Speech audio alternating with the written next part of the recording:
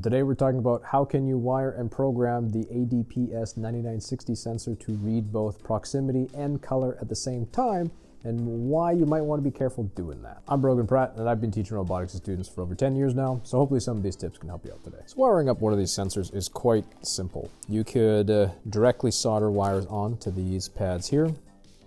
You could use a male pinout that you could push into a breadboard, and then you could solder this directly on, or even just rest it on top. That would be fine too.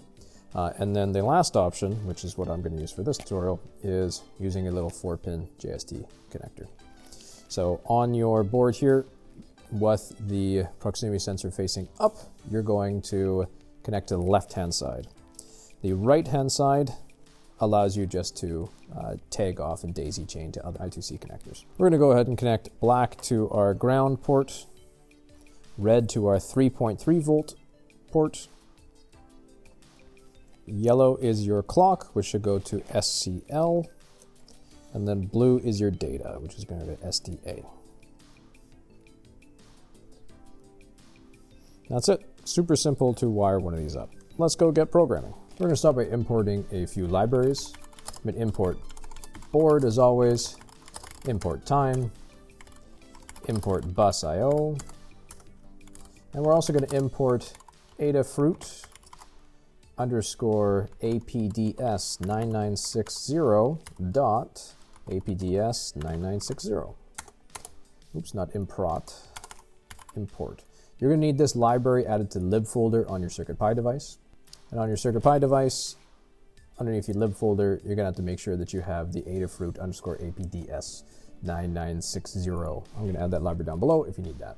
Then we need to initialize the I2C port on our board. In my case, the I2C port is equal to busio.I2C and board.scl and board.sda. I'll go ahead and close that bracket off.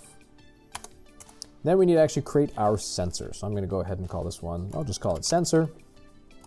It's equal to Adafruit APDS-9960 dot APDS-9960 dot capital APDS-9960 open parentheses with our I2C port. And that's it. That's our first initialization done.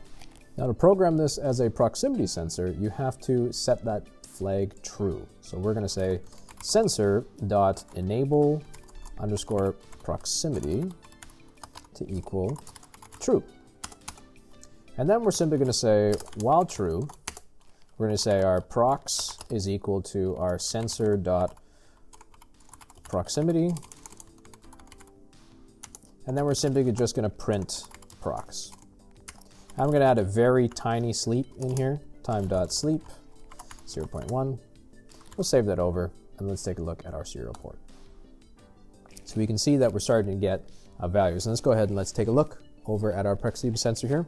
As I get closer to the sensor, we get higher values from 0 to 255.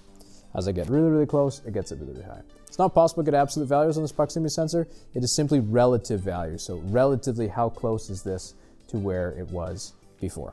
You'll find that the working distance on this sensor is about 0 to 10 centimeters, and you're going to get a lot more accuracy way up in about 10.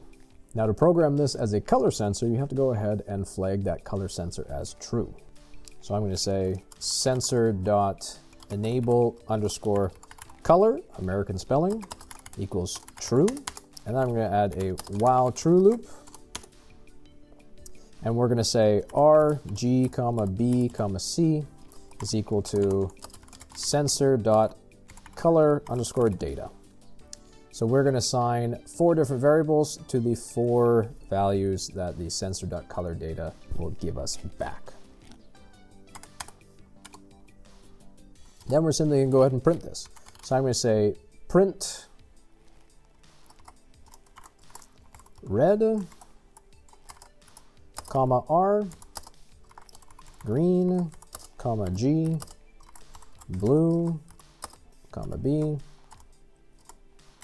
and clear, comma C. I'm going to add a tiny sleep in here to allow us to have a little bit of delay so that we can actually see what our color readings are. So let's go ahead and save this. Let's go over to serial port. So this is going to return a value between 0 and 6,000 or 65,535. So if we were to take a red object and move it close to the sensor, you'll notice that our red object starts getting far higher values. If we were to take a green object and move it closer to that color sensor, you notice that now our green is starting to get higher values. And if we move a blue object closer, you'll notice that our blue object is starting to give higher values. It's going to be better if you have higher saturations or light off of these as well. So let's actually wire up some of these LEDs quick. So as I bring my color sensor closer to a blue light, you notice that our blue starts to peak a lot higher than the other values. If I were to swap this out for a red light, you'll now notice that our red value starts to peak a lot higher than the other values. Swap it out for a green.